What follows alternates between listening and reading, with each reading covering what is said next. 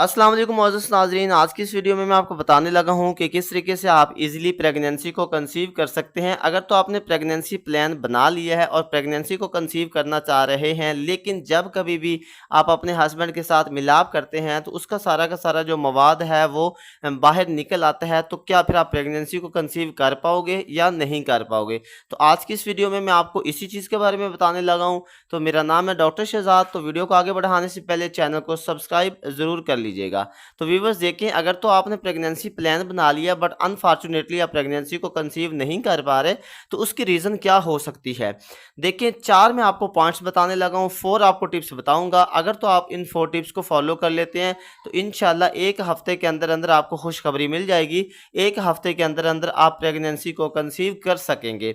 2 tips wife के लिए हैं और 2 टिप्स हस्बैंड के लिए हैं। देखें, जब कभी भी कोई भी हस्बैंड जब अपनी वाइफ के साथ मिलाप करता है, उसका जो मवाद है वो बाहर नहीं निकलना चाहिए।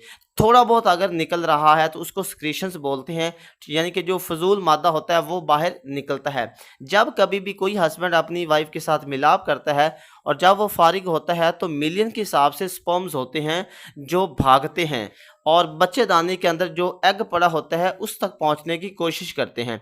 अब जो कमज़ोर जरासीम होते हैं वो तो रास्ते में ही डेड हो जाते हैं, लेकिन जो सबसे ज़्यादा ताकतवर स्पर्म होता है सबसे पहले वो जाके बच्चेदानी के अंदर जो एग पड़ा होता है उसके साथ वो जो है वो मिलाप कर लेता है, जिस तरीके से प्रेगनेंसी जो है वो वजूद में आती है। अब आपने प्रेगनेंसी को कंसीव करना कैसे है। देखें, सबसे पहले 2 टिप्स मैं बताने लगा हूँ हस्बैंड के लिए।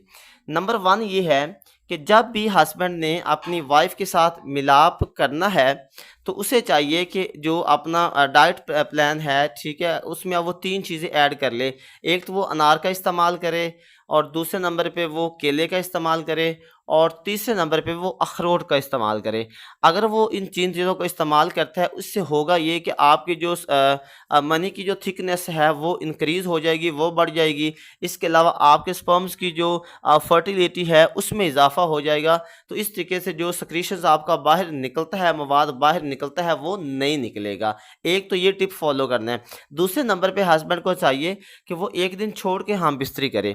अगर आप 1 दिन छोड़ के हम बिस्तरी करते हैं, इससे ये होता है कि आपके जो स्पर्म्स की तादाद है उसमें इजाफा हो जाता है और उसकी जो फर्टिलिटी है, जो ताकत है, उसके अंदर भी इजाफा हो जाता है। आपकी जो मनी की थिकनेस है उसके अंदर भी इजाफा हो जाता है। तो इस तरीके से आप इजीली प्रेगनेंसी को कंसीव कर सकेंगे। अब 2 टिप्स जो है वो औरत ने भी फॉलो करने हैं।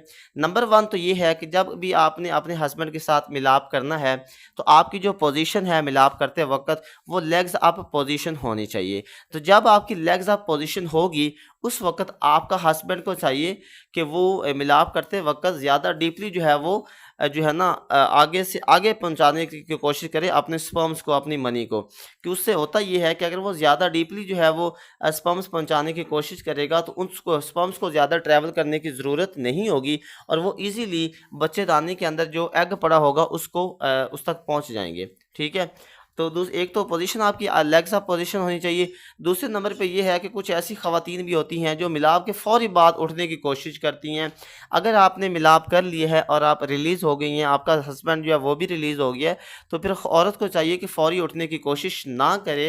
हस्बैंड को भी चाहिए कि फ़ौरी उठने की कोशिश ना करे, बल्कि उसी पोजीशन में तकरीबन 10 से 15 मिनट्स तक आप उसी पोजीशन में लेटे रहें। अगर आप उसी पोजीशन में 10-15 मिनट्स तक लेटे रहेंगे, उससे जो आपके हस्बैंड का जो मवाद है वो बाहर ज़रा भी नहीं निकलेगा और जो स्पर्म्स होंगे उनको भी आसानी होगी बच्चेदानी तक, जो एग है, बच्चेदानी के अंदर जो एग पड़ा होता है उस तक पहुंचने के लिए। तो ये 4 टिप्स आप फॉलो कर लें, 2 औरत के लिए, 2 हस्बैंड के लिए। तो इंशाल्लाह 1 हफ्ते के अंदर अंदर आपको खुशखबरी मिलेगी और आप इजीली प्रेगनेंसी को कंसीव कर सकेंगे।